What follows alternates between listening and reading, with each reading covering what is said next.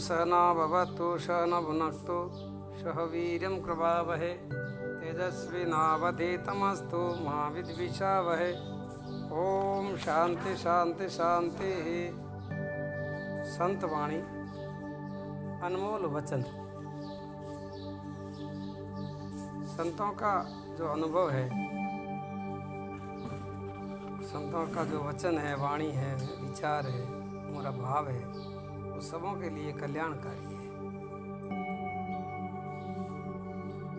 संसार में आकर के भगवान के विषय में तर्क, युक्ति, विचार आदि करने से कुछ फल नहीं मिलता। जो प्रभु को प्राप्त कर आनंद का अनुभव कर सकता है, उसमें परमात्मा से प्रेम करके, परमात्मा में तल्लीन होकर के जो आनंद प्राप्त कर सकता है, वही जीवन धन्य है। बातों करने से कुछ नहीं होगा। आप बातें करने से, अच्छे बढ़िया बढ़िया भोजन की बातें करने से भूख मिटेगी क्या? पानी की बातें करने से प्यास बुझेगी क्या? तो वेदों की, शास्त्रों की, भगवान की सारी चर्चा करने से आनंद नहीं होगा। अपने भावों को, अपने वृत्ति को, अपने मन को, उस आत्मा को, परमात्मा के अंदर डुबोया जाए,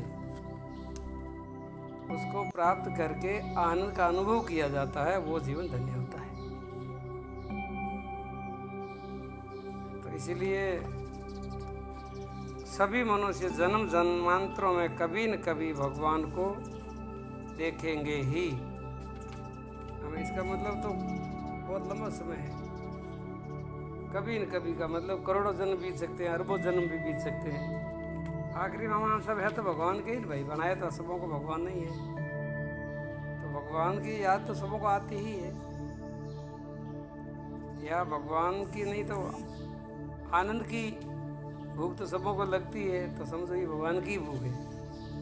आप आनंद चाहती हो, शांति चाहते हो, तो इसका मतलब आप भगवान को ही चाहते हो। सुई के छेद में धागा पहनाना चाहते हो तो उसे पतला करना पड़ेगा। वैसे ज्यादा धागा सुई के पाक में नहीं आएगा। मन को ईश्वर में पुरोना चाहते हो तो मन को निर्मल करना पड़ेगा, मन को निष्काम करना पड़ेगा, पवित्र बनाना पड़ेगा। कबीर साहब ने कहा नहीं, मन अस निर्मल भया जस गंगा जल नीर, पीसे पीसे हरि चले कहत कबीर कबीर। मन आपका ऐसा निर्मल हो जाए, ऐसा पवित्र हो जाए, तो आपको भगवान का भजन करने की जरूरत नहीं है, भगवान तुम्हारा भजन करेगा। इतने पवित्र हो जाओ। पवित्रता का महत्व है, आपका तन, मन, वाणी, विचार सब एकदम निर्मल हो जाए। भक्त का हृदय भगवान की बैठक है।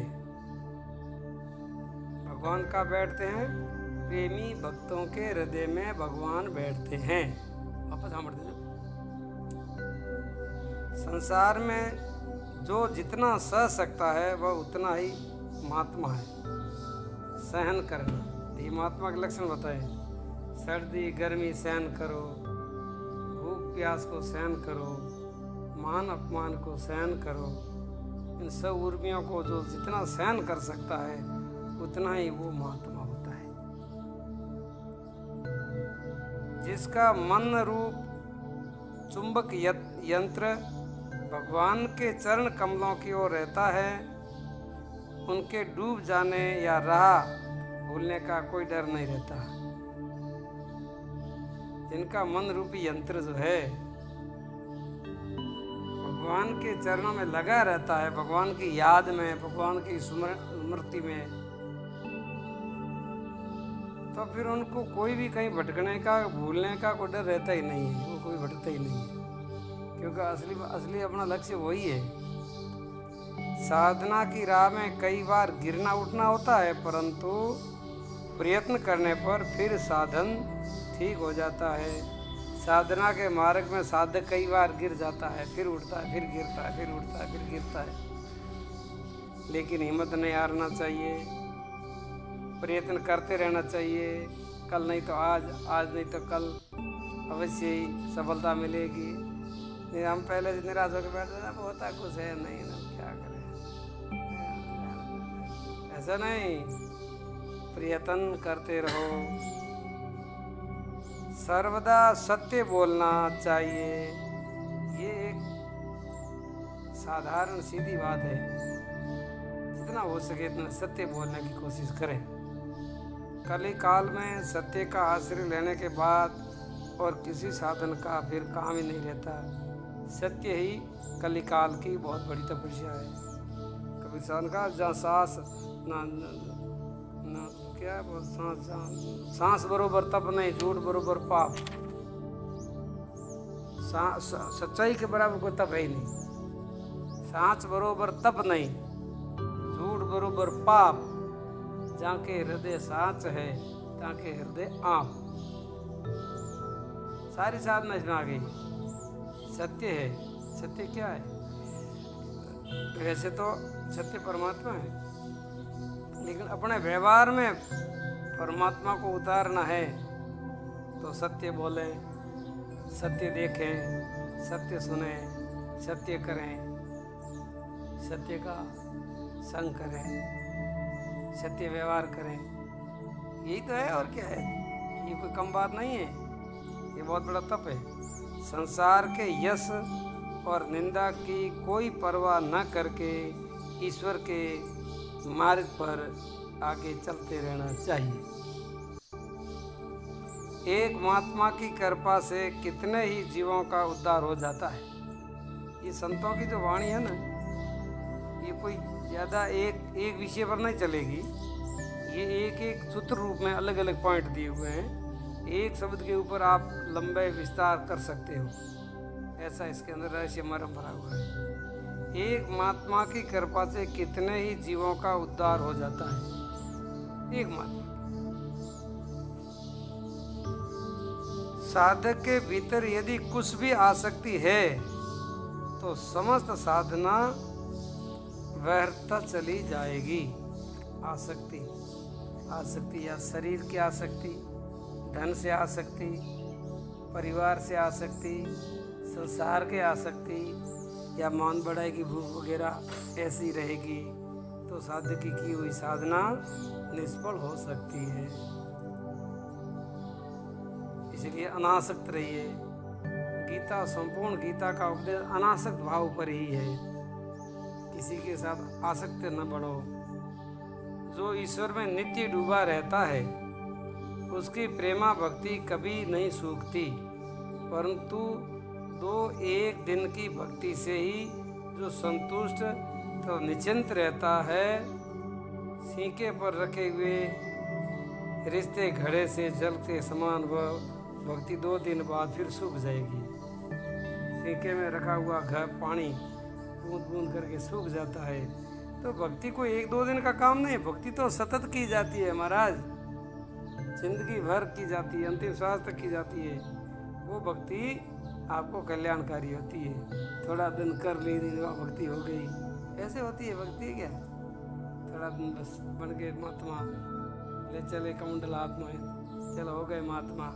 फिर वही खींचाता, वही लोभ, वही लालच, वही वासना, वही क्रोध। ऐसे होती है भक्ति। क्या ये आप ऐसे दुनिया को यार ऐसे पागल मत बनाओ। दुनिया बहुत होशियार है और भगवान तो और होशियार है।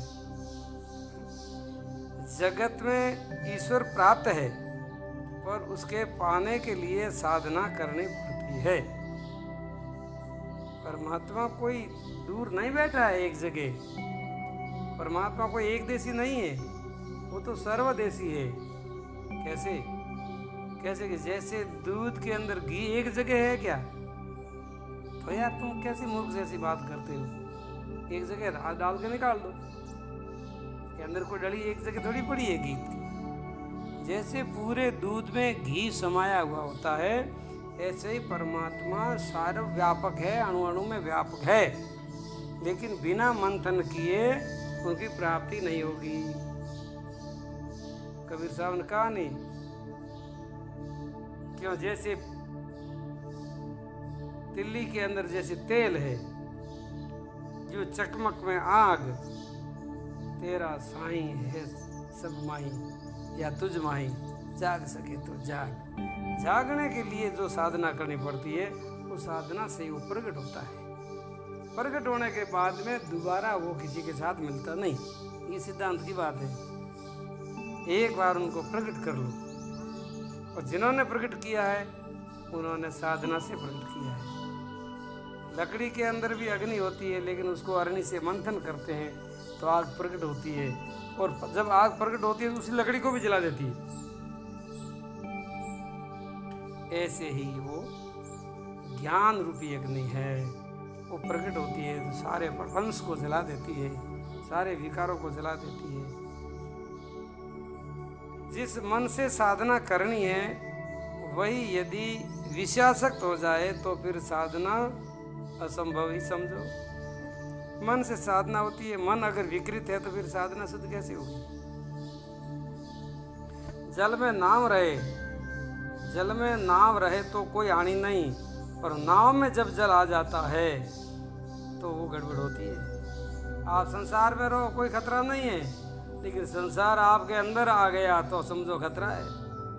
साधक संसार में रहे तो कोई हानि नहीं है, परंतु साधक के भीतर संसार घुस गया, अंदर संसार घुस गया तो आपको रोना पड़ेगा, आपको दुखी आप दुखी हो जाओगे, परेशान हो जाओगे, कमजोर हो जाओगे, क्योंकि आपने अंदर संसार अंदर घुसा दिया।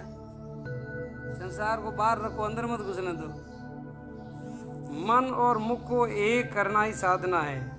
मन और मुख को एक करने का मतलब जैसा कहते हो ऐसा रहते हो, जैसा रहते हो ऐसा कहते हो।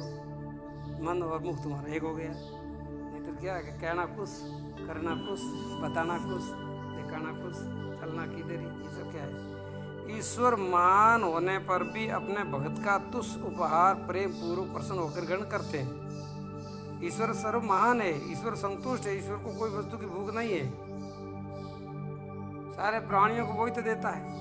फिर भी जो प्रेम से भक्त कोई भगवान को कुछ अर्पण करता है तो भगवान उसे स्वीकार करते हैं। जिस आदमी की ईश्वर में नाम में रुचि है, भगवान में जिनकी लगन लग गई है, उनका संसार विकार अवश्य दूर होगा।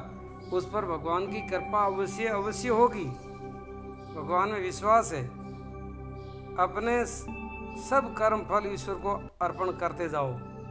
सारे आप जो कर्म करते हो, सारे कर्मों का फल ईश्वर को अर्पण करते जाओ। अपने लिए किसी फल की कामना मत करो, तो आप निर्बंधन रहोगे। ये जीव कामना करके बंधता है। वासना लेस मात्र भी रही तो भगवान नहीं मिल सकेंगे।